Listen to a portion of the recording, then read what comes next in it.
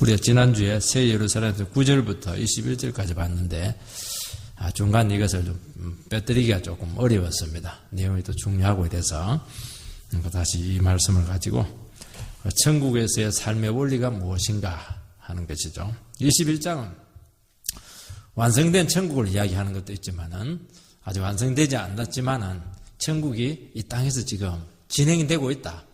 그래서 우리가 이 세상에서도 얼마든지 믿음 생활 가운데 천국을 경험하는 삶을 살아갈 수 있다. 그렇게 말씀하고 있습니다. 그래서 여기서 말하는 새 예루살렘성, 새 하늘과 새 땅, 이것은 어떤 장소적인 의미로 자꾸 생각한다든지 공간적인 의미로 생각하면은 이게 풀리지가 않습니다.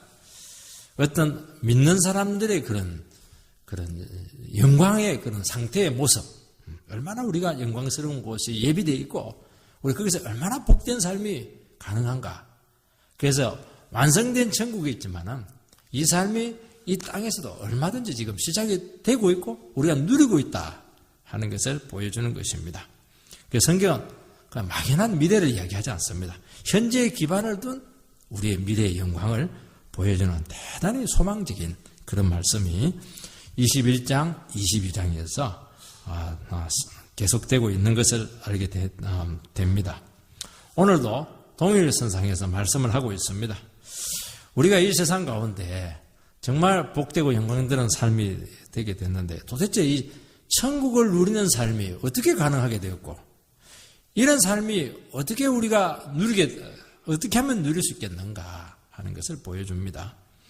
첫 번째는 만물이 새롭게 되었기 때문입니다. 5절 말씀을 읽어보면은 보좌에 앉으신 이가 이르시되 보라 내가 만물을 새롭게 하노라 하시고 또 이르시되 이 말은 신실하고 참되니 기록하라 하시고 신실하고 참되니 기록하라는 것은 이거는 반드시 그렇다는 겁니다. 왜냐하면 지금까지 인류 역사상 만물을 새롭게 하는 것은 없었기 때문입니다. 보좌에 앉으신 이는 하나님이 되십니다. 보라 내가 만물을 새롭게 하노라. 하나님만이 모든 것을 절대적으로 새롭게 하실 수 있다는 것입니다. 창세기 1장에 보면 하나님께서는 태초에 하나님이 천지를 창조하시니라 이 말씀을 하시니까 온 세상이 있게 되었습니다. 오늘 성경 마지막 부분에 있어서 보라 내가 만물을 새롭게 하노라 이런 선언을 또 하고 있습니다. 처음으로 만들었는데 다시 그 만물을 새롭게 한다는 것입니다. 그러니까 처음에 만들어진 이 창조물은 없어지게 되고 그리고 이 세상 역사는 끝나게 되고 새로운 세계가 열리게 되었다 하는 의미로 우리는 볼 수가 있습니다. 우리가 눈에 보이는 이 세상은 없어지고 완전히 다른 새로운 우주를 하나님께서는 만드신다는 것을 약속하시는 것입니다. 그래서 우리가 궁극적으로 가야 될 천국은 눈에 보이는 이 세상 삶에서의 연장선상에 있는 것이 아니고 전혀 새롭게 만들어질 어떤 것을 의미하는 것이니까 얼마나 기대가 되고 얼마나 소망이 되고 얼마나 좋겠느냐 하는 것인데 잘 피부적으로는 잘 느껴지지 않습니다. 눈에 보이는 이 세상은 시간과 공간의 제약을 가지고 있습니다. 그리고 죄 때문에 고통이 찾아오게 되었고 죽음의 아픔을 겪을 수밖에 없습니다. 그런데 하나님께서는 아들을 통해서 인간의 죄와 죽음의 문제를 다 해결을 하셨습니다. 그래서 인간의 죄는 용서가 되게 되었고 우리에게 질병과 고통과 죽음 대신에 생명의 역사를 이 땅에 가져오신 것이 놀라운 것입니다. 그러나 이 하늘과 땅은 이미 깨끗하지가 않고 이미 죄로 오염이 되어 있었고 이것은 반드시 처리돼야 될 그런 임시 거처에 불과하다 하는 것이 성경의 일관적인 주장인 것입니다. 그래서 무엇이라고 말씀하냐 하니까 처음 하늘과 처음 땅은 없어졌다 하는 것을 말씀하는 것이기 때문에 이것은 완전히 청산돼야 돼. 왜냐하면 죄 때문에 죽음 때문에 이것은 없어져야 됩니다. 우리는 불교를 참 잘 생각해야 됩니다.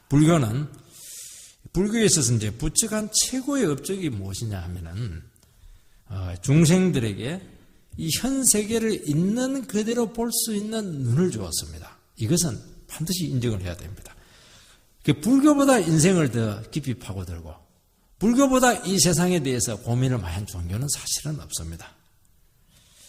우리는 그냥 성경을 통해서 한순간에 알지만 이 불교도들은 자기 지각을 통해서 이것을 분석을 해낸 것입니다.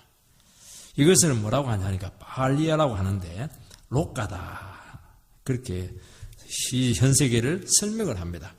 이 의미가 무엇이냐면은 이 세상이라고 하는 것은 파괴되고 붕괴되는 것이다. 이 결론을 딱 내리는데 이걸 부처가 발견을 합니다. 우리 눈에 펼쳐진 현상세계는 괴롭고 무상하고 실체가 없다는 것입니다. 모든 존재가 무상한 것처럼 우리 각자도 늙고 병들고 죽음에 직면한다. 이게 세상을 분석한 결론입니다. 이것을 인식하게 될 때 너무 인생이 괴롭다는 것입니다. 이게 자연법칙이라고 할 수 있겠지만 막상 이런 현상이 나의 인생의 문제가 되었을 때 이게 너무 인생의 모든 공포와 두려움을 가져온다는 것입니다. 그래서 이것을 어떻게 하면 없앨까? 이길 수 있을까? 이게 뭐냐니까 불교입니다. 어려운 거 하나도 없습니다. 그래서 하는 방법이 무엇이냐 하면은 나를 없애자. 무아에 들어가자. 자아를 없애야 됩니다. 기독교는 자아를 없애지 않습니다.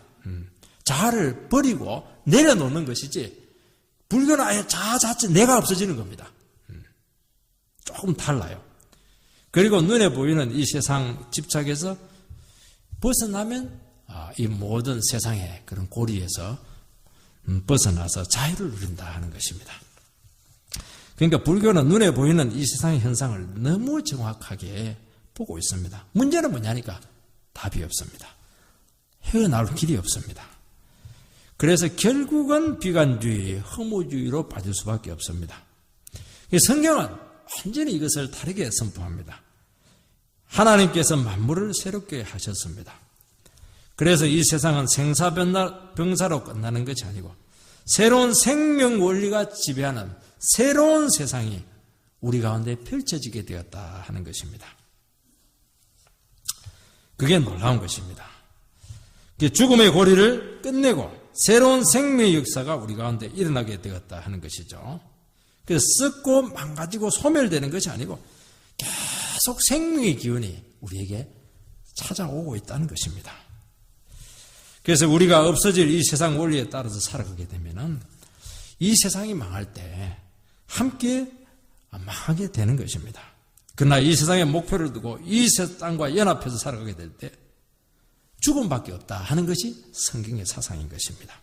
그러나 우리가 천국의 원리에 따라서 살아가게 될 때 계속 생명의 역사가 우리 가운데 일어날 수 있다는 것입니다. 그래서 우리는 새로운 피조물이 되었습니다. 우리는 거듭나게 되었고 예수님의 죽음과 부활을 통해서 이 땅에 생명이 시작되게 되었던 것입니다. 그래서 지금 이곳에서 만물이 새롭게 될 수 있는 길은 생명의 그런 대신 하나님하고 연결되는 것입니다. 이게 뭐냐니까 천국의 삶을 살아갈 수 있는 가장 중요한 제1원리가 된 것입니다. 하나님과 연결되면은 우리는 죽음이 겁나지 않고 죽음을 극복하게 되고 계속 생명의 역사가 나타나게 된다. 왜냐하면 하나님께서 만물을 새롭게 하셨기 때문입니다. 이 세상의 원리는 자기가 주인이 되는 것입니다. 왜냐하니까 하나님하고 관계 없으니까 스스로의 힘으로 살아가야 됩니다. 그래서 이 세상은 인간의 힘의 원리가 지배를 합니다. 나를 주장해야 되고 내가 스스로를 쟁취해야 됩니다. 그러나 천국에는 십자가의 원리가 지배를 합니다. 주님이 주인입니다. 주님처는 나를 포기하고 나를 희생하게 될 때 하나님의 능력, 천국의 능력이 우리에게 찾아오는 것입니다. 이게 뭐냐니까 천국을 부욕해 살아가는 원리라는 것입니다. 그래서 눈에 보이는 이 세상에서는 손해를 볼지 모르겠지만은 눈에 보이지 않는 이 천국의 것이 우리에게 계속 오기 때문에 절대로 우리가 손해가 되지 않고 더 부욕해 된다 하는 것을 이야기하는 것입니다. 여러분, 이 세상에서 망하고 죽을 것 같지만은 영원한 생명이 우리 안에서 역사하고 있다는 것을 믿으시기 바랍니다. 그래서 영원히 살아서 역동하게 됩니다. 여러분, 우리가 새롭게 되는 것은 딱 하나밖에 없습니다. 주님과 자유롭게 소통을 해야 됩니다. 교제를 해야 됩니다. 그래서 기독교는 인격의 종교입니다. 만남의 종교입니다. 체험의 종교입니다. 어떤 깨달음의 종교가 아닙니다. 교훈의 종교가 아닙니다. 그분과 밀착돼서 걸어가는 종교입니다. 여기서 힘이 나오고, 여기서 생명이 나오고, 여기서 교훈이 나오고, 여기서 미래가 나오고, 비전이 나오고, 다 나오는 겁니다. 우리가 설교를 듣는 이유가 무엇입니까? 성경을 듣는 이유가 무엇입니까? 그분을 더 알아서, 그분과 더 잘 사귀기 위해서, 그분과 더 동행하기 위해서 하는 것입니다. 기독교는 모든 것은 여기서 온다는 것을 기억해야 됩니다. 삶이 중요하다는 것이죠. 그래서 죽음이 더 이상 지배하지 못합니다. 죽음의 충동이 우리를 이기지 못합니다. 아무리 죽을 것 같아도 하나님의 말씀 딱 들으면 살아납니다. 내 인생에 너무 지쳐져가지고 소망이 없어도 하나님의 말씀 딱 들으면 소망이 생깁니다. 이게 기독교의 원리고 천국을 누리는 삶의 제일 중요한 원칙이라는 것을 기억을 해야 됩니다. 그리고 하나님의 말씀은 망가지고 죽은 모든 것을 다 살려놓습니다. 이게 참 말씀의 위력입니다. 우리가 참 귀한 하나님의 존귀한 형상인데요. 이게 너무 비싼 기계인데 다 망가져 있어서 작동이 안 됩니다.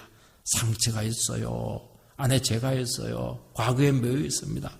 근데 말씀이 들어오게 되면 이 고장난 부분을 전부 고쳐가지고 완전히 새 거로 만들어서 정말 최고의 상품으로 우리들을 주님께서 만드셔서 주님께서 이게 제대로 돌아가도록 만드는 것이기 때문에 우리 인생이 그렇게 부유할 수 있는 것을 말씀하는 것입니다. 그래서 망가진 거 걱정할 필요 없습니다. 망가지면 어떻게 해야 되겠습니까? 말씀을 들으면 됩니다.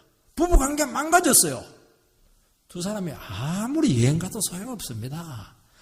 아무리 밥만 먹고 와서 도로 싸웁니다. 그래갖고 되는 거 아니고 어떻게 해야 됩니까? 하나님께로 나와서 계속 말씀을 듣고 그분을 알아가는 것입니다. 그러면 서로를 알게 되는 것이죠. 사랑할 힘이 생기는 것입니다. 서로에 대해서 새로운 것을 발견합니다. 좋은 것들이 눈에 들어오는 것입니다. 그렇게 되니까 가정이 살아난다는 것을 말씀하고 있는 것입니다. 여러분, 우리나라의 생명력을 불러일으킬 수 있는 분은 하나님 한 분밖에 없습니다. 뭐 촛불 세력이 어떻고 태극기 세력이 어떻고 거기 갖고 자꾸 정치가들은 그거 갖고 뭐 이용을 하고 이렇게 하는데 그 소망 하나도 없습니다. 거기는. 결국 그런 세력들도 인간의 재성을 이기지 못해서 자기 자신도 그 자리에 올라가면 그나물입니다.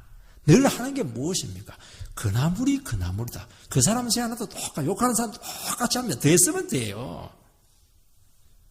여전히 부패하고 망가지게 되어 있는 것입니다. 말씀이 모든 것을 새롭게 하고 말씀에 증거되는 교회가 세상을 새롭게 한다는 것을 기억을 하셔야 된다는 겁니다. 두 번째는 모든 것은 주님이 다 하신다는 것입니다. 이것이 두 번째 원리입니다. 천국은 모든 것은 주님이 다 하셨습니다. 우리는 아무것도 안 했습니다. 주님이 시작하신 것은 반드시 다 이루십니다.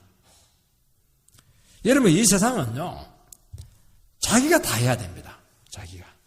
자기가 시작해야 되고 자기가 끝맺음을 해야 됩니다. 문제는 그 뜻대로 절대로 안 됩니다. 왜냐하면 하나님의 뜻대로 되기 때문입니다.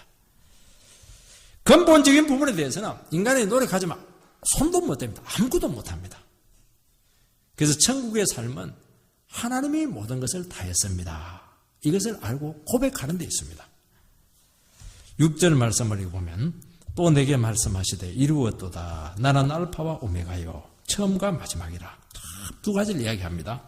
첫 번째는 주님이 다 이루셨다는 것이고 두 번째는 주님이 알파와 오메가, 처음과 마지막이 되신다. 주님이 시작하신 것은 반드시 이루신다. 이 두 가지 원리를 말씀하고 있는 것입니다.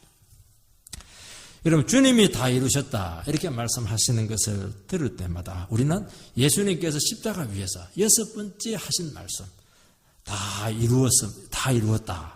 그 고백을 생각하게 됩니다.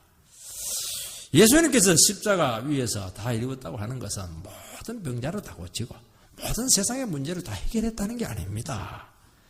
하나님께서 계획하신 구원 역사를 이루셨다는 것을 이야기하는 것입니다. 그것이 무엇입니까? 인간의 죄를 용서하고 그리고 죄인들을 하나님의 자녀가 되게 하는 이 구원 역사를 예수님께서 완성을 하신 것입니다. 우리를 변화시켜서 새 사람이 되게 했습니다. 죽을 우리 몸에 성령이 오게 해서 하나님의 뜻대로 살 수 있는 그런 인생길을 우리에게 열어놓으신 것입니다. 죄를 이기게 했고 다시는 마귀의 종이 되지 않는 삶이 되게 했습니다. 그래서 인간의 구원에 있어서 귀한 것은 아무것도 없고 그 모든 것은 예수님이 다 하신 것입니다. 그래서 생명의 역사나 모든 귀한 것은 다 주님이 했습니다. 우리는 죄를 좋아하고 하나님의 뜻보다는 내 마음대로 살기를 바라고 있습니다. 그런데도 불구하고 우리가 참 기도하고 싶은 마음이 생기고 주님 앞에 무릎을 꿇고 참 그분 앞에 믿음으로 나가고, 이건 누가 한 겁니까? 이건 내가 한 게 아닙니다. 이것은 주님이 한 것입니다. 우리는 텔레비 보는 거 좋아하고 그냥 노는 거 좋아하고 그렇게 했는데 텔레비 끄고 부부가 손잡고 막 무릎 꿇기도 하는 거, 그건 누가 한 겁니까? 둘이가 그냥 마음이 좋아서 한 겁니까? 절대로 한 겁니다. 주님이 그렇게 만드신 것입니다. 절대로 회개할 것 같지 않는 사람이 어느 날 교회 가자고 한 것은 이거 누가 한 겁니까? 전부 다 주님이 한 것입니다. 생명의 역사, 새로운 것, 귀한 것, 이런 것들은 전부 다 예수님이 다 하셨습니다. 그래서 우리 인생에 있어서 의미 있는 모든 것은 주님이 하신 것입니다. 그래서 나의 나된 것은 다 주님의 공로다, 그런 고백을 하는 것입니다. 우리 인생에 있어서 긍정적인 부분은 전부 다 예수님이 다 하셨습니다. 여러분, 과학이 아무리 발달해도요, 지금도 생명 자체는 만들지 못합니다. 인간의 지혜와 노력은 근본적으로 한계가 있습니다. 그래서 문제의 근원을 해결하지 못하고 늘 새로운 문제, 새로운 고민, 이 병을 고치면 생각지도 못한 새로운 병이 또 나타나게 되고, 그러니까 공부를 다 하면 뭘 깨닫게 됩니까? 여러분, 대학 공부를 하고 박사학위를 받고 공부를 많이 한다고 하는 것은 세상을 아는 게 아닙니다. 뭘 이야기하는 것입니까? 모르는 것이 너무 많다는 것을 아는 것이 공부하는 겁니다. 공부 많이 할 필요 없습니다. 그래서 불교에서 깨달으면요, 오늘 불교 얘기를 좀 많이 하는데, 불교에서 깨달음에 관해서 내가 모르는 것을 깨닫는 것이 깨닫는 겁니다. 여러분, 새로운 것을 만들어낸 능력이 없습니다. 우리 인생은 아무리 스스로 노력해도 근본적으로 나아지지 않습니다. 그래서 오직 우리가 할 수 있는 유일한 길은 예수 믿고 주님의 공로를 의지하는 것밖에 없습니다. 세상에서 많이 가지고 누린다고 해서 우리의 근본적인 삶의 개선과 인생의 질의 향상은 오지 않습니다. 가난하게 살다가 부자가 된다고 해서 삶의 질이 근본적으로 나아지지 않습니다. 도리어 갑자기 부자가 된 졸부들은요, 돈 때문에 망합니다. 없는 게 더 낫다는 것입니다. 공부를 전혀 못하다가 대학을 나오고 공부를 많이 한다고 해서 새로운 삶이 가능하냐? 그렇게 한다고 새로운 삶이 가능하지 않습니다. 그 사람들 모임에 가보면요, 정말 더러운 말 많이 합니다. 근본적으로 문제가 있다는 것입니다. 그 이유는 우리 안에 있는 근본적인 문제가 해결이 되지 않았기 때문입니다. 제 문제가 있고 상처의 문제가 있고 기질의 문제가 있고 자의 문제가 이 해결이 안 되기 때문에 이 문제가 생기는 것입니다. 그래서 나를 찾지 못하고 나를 모르는데 거기서 무슨 새로운 인생이 시작이 될 수가 있겠습니까? 그래서 우리 인생은 뭐냐? 우리 인생은 막 미로 속을 막 그냥 더듬으면서 걸어가는 겁니다. 탈출구도 모르고 목적도 모르고 어디로 가는지도 모르고 그냥 가는 겁니다. 다른 사람들이 가니까 가는 겁니다. 그러니까 헤매는 삶이다, 방황하는 삶이다 하는 것이 맞는 것입니다. 이것을 뭐라고 하냐니까 운명의 굴레에서 벗어나지 못하는 인생들이라는 것입니다. 세상이 정해준 필연적이 느낀 그 길밖에 대안이 없습니다. 그러나 오늘 우리 말씀은 그렇지가 않습니다. 예수님이 다 이루셨다고 말씀하십니다. 우리 인생의 답은 모든 것을 다 이루시고 근본적인 문제를 해결해 주신 예수님 자체가 답이다 하는 것을 말씀하는 것입니다. 그래서 우리가 예수를 만나면 그곳에 답이 있고, 예수를 만나면 삶의 의미가 살아나고, 예수를 만나면 매 순간순간들이 가치가 있고, 하는 것마다 열매가 있고 의미가 있고, 과거를 돌아보면 이게 허무하지가 않는 것입니다. 왜냐하니까 모든 것이 의미가 있기 때문입니다. 예수 없는 가운데 아무리 노력해도 허망해요. 열매가 없습니다. 이게 문제입니다. 예수와 함께하는 것은 막 놀다가도 하나 하면 그 열매로 나타납니다. 왜냐하면 주님과의 관계 속에서 모든 새로운 의미가 드러나기 때문입니다. 그래서 매 순간 새로운 선택이 가능하고 새로운 결단을 할 수가 있고 새로운 시작이 가능할 수 있게 되었던 것입니다. 그래서 예수님과의 관계 속에서 우리의 삶이 대단히 구체적이 되고 생생하게 살아나게 되고 이 세상에는 없는 나만의 특별한 주님 앞에서 고유한 삶이 있고 그것을 어려운 말로 소명자의 삶이다. 사명자의 삶이다. 그렇게 말하는 것입니다. 사명자의 삶이 무엇입니까? 하나님 한 분 앞에서 살아가는 삶이 사명자입니다. 뭐 큰 일을 하는 게 아닙니다. 그래서 한순간도 허비할 수 없기 때문에 가장 알찬 삶을 살아갈 수 있게 된 것입니다. 오늘 우리 사회는 너무 과거에 매여 있습니다. 과거 청산이 어떻고 과거가 어떻고 과거에 누가 잘못했니? 왜 사대강을 했니? 전부 다 그 얘기 누가 친일파니? 전부 다 과거 얘기밖에 없습니다. 과거에 잘못한 것만 자꾸 파헤치고 있습니다. 과거는 없는 것이지 않습니까? 원수를 갖기 위해서 서로 죽이는 삶을 삽니다. 과거죠. 은혜를 갖기 위해서 또 살아갑니다. 여러분 내가 과거에 이토록 고생하고 일궈 놓았으니 너희들 절대로 그 은혜를 잊지 마라. 그것이 앞선 세대들이 후세대들에게 하는 말입니다. 그 말 하면 안 됩니다. 여러분 과거의 고생을 보상받고 싶어하는 마음이 그 속에 들어있기 때문인 것입니다. 여러분 과거의 삶은 이미 예수님 안에서 계산이 끝났다는 것을 기억해야 됩니다. 아무리 고생해도 나의 인생이고 그것은 예수님과 관계에서 결산이 끝난 것입니다. 자꾸 갚아라 이렇게 하는데 마치 우리가 뭐 채무자나 되는 것처럼 그런 식으로 자꾸 우리 인생을 자꾸 이렇게 걸어가는데 그 생각이 미래의 돌파가 없기 때문에 그렇게 하는 것입니다. 그래서 과거를 정리하고 해결하지 못하기 때문에 한 발자국도 미래로 나가지 못하는 것입니다. 여러분 서양하고 동양하고 시간 개념이 다릅니다. 서양 사람들은요 시간을 어떻게 생각하냐 미래를 이야기합니다. 미래가 현재로 찾아와서 과거에서 없어진다고 생각합니다. 우리는 유교를 사상을 받았기 때문에 시간이라고 하는 것은 과거에서 시작이 되어서 현재의 점을 지나서 있지도 않은 미래로 나아간다. 그러니까 과거가 실체입니다. 서양은 뭐냐 하니까 미래가 실체입니다. 미래가. 이 기독교에서 나왔기 때문인 것이죠. 그렇게 하는 것입니다. 과거는 우리 인생에서 없는데 실제로는 과거에서 우리는 살아간다는 것입니다. 성경은 항상 미래입니다. 오늘 본문에도 미래를 이야기하는 것입니다. 천국의 미래의 소망을 가지라는 것입니다. 그래서 성경에서는 이렇게 귀한 미래가 있기 때문에 오늘 아무리 힘들고 어려워도 하루하루 미래를 준비하는 삶을 살아야 된다 하는 것을 이야기합니다. 그것이 가능한 이유는 우리의 모든 인생이 주님께 달려있기 때문인 것입니다. 그때 우리의 과거는 정리되고 우리의 현재 의미가 살아나고 미래에 대한 그림이 그려진다는 것을 말씀하고 있는 것입니다. 그것이 무엇이냐니까 내가 다 이루었다.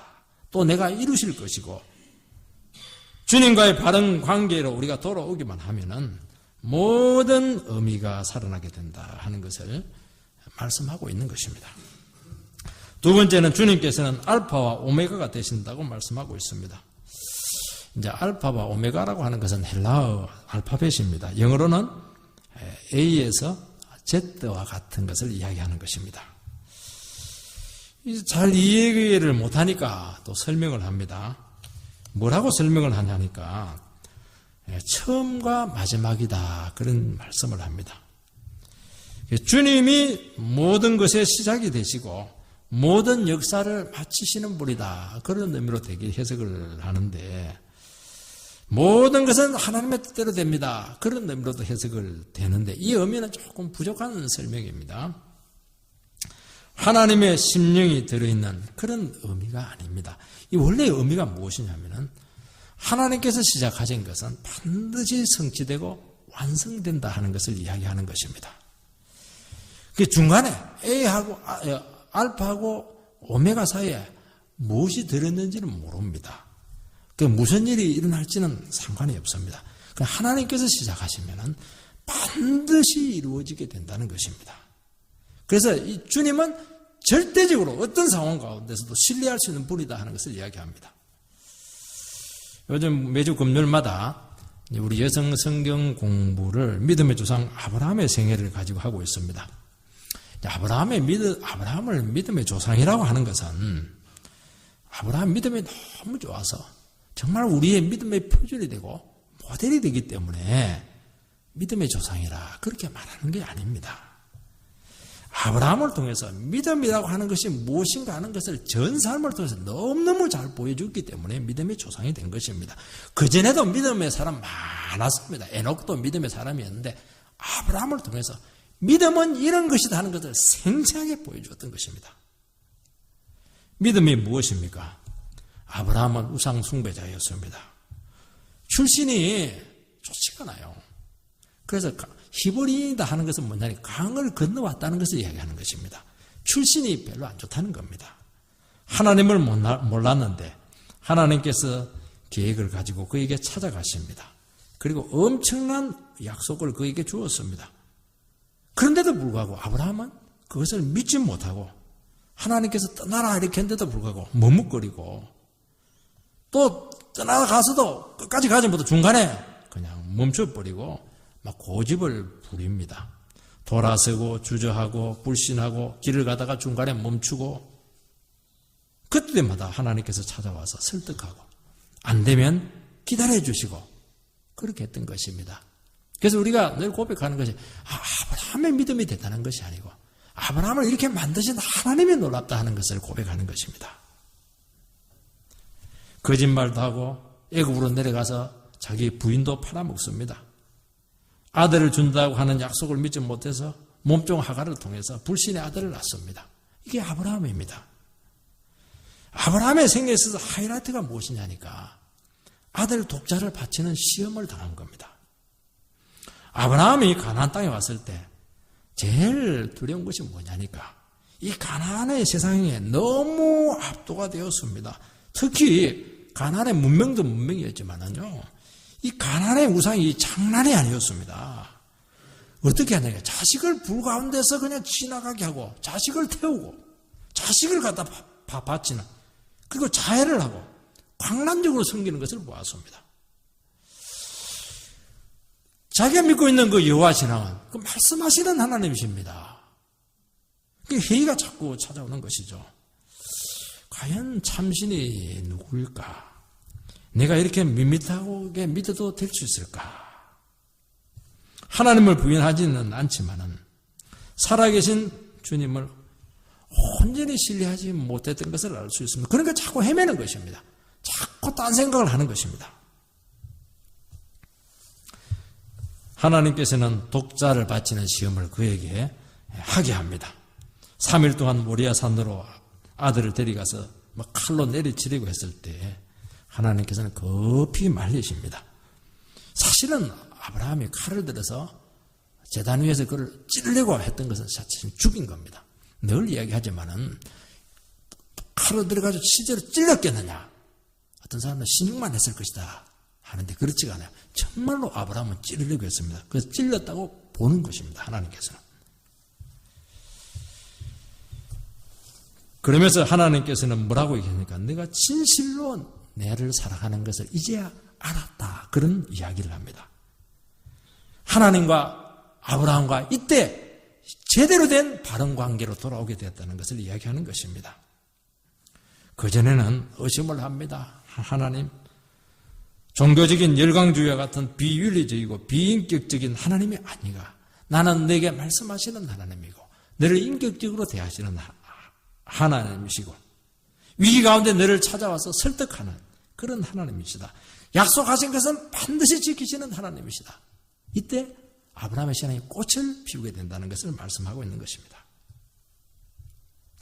침체된 아브라함을 이렇게 세우시는 분이 하나님이셨습니다.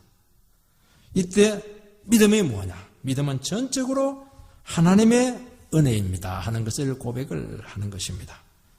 그래서 자기 자신을 향하신 하나님의 끊임없는 설득하심을 알게 됩니다. 늘 약속을 의심하고 믿음으로 하고서는 낙심했던 자기 자신의 불신을 깨닫게 됩니다. 그래서 아브라함 되게 하신 분이 하나님이십니다 하는 고백을 한다는 것입니다. 이런 의미에서 하나님께서는 알파가 되시고 오메가가 되신다 하는 것입니다. 하나님께서 아브라함을 통해서 약속을 이루어야 되겠다 하는 것은 반드시 이루십니다. 역사를 통해서 이루셨습니다. 중간에 무슨 일이 있더라도 하나님의 열심으로 그 뜻을 이루어내었던 것입니다. 지금 이 당시 성도들은 늘 불안하고 흔들렸습니다. 핍박과 고통 중에 있습니다. 너무 거대한 세상의 흐름 속에서 이 신앙에 대한 회의가 찾아옵니다. 내가 하나님의 말씀 듣고 밋밋하게 예배드리고 이게 무슨 의미가 있겠느냐 하는 것입니다. 세상은 너무 요동을 치고 있고 신앙은 엄청납니다 지금.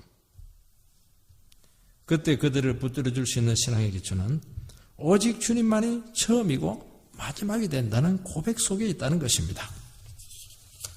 여러분, 한 번 약속하신 것은 무슨 일이 있어도 되게 하시는 분이 하나님이십니다.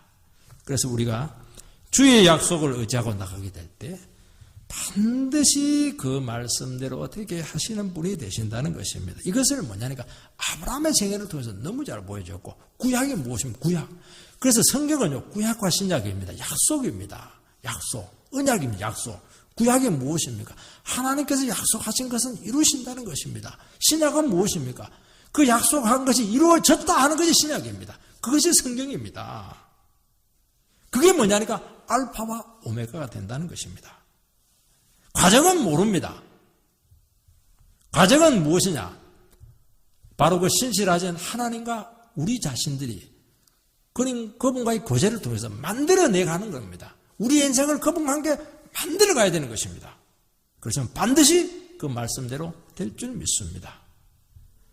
하나님께서는 새로운 창조를 통해서 우리의 인생을 만드십니다. 인간의 노력과 가진 것을 가지고 하지 않습니다.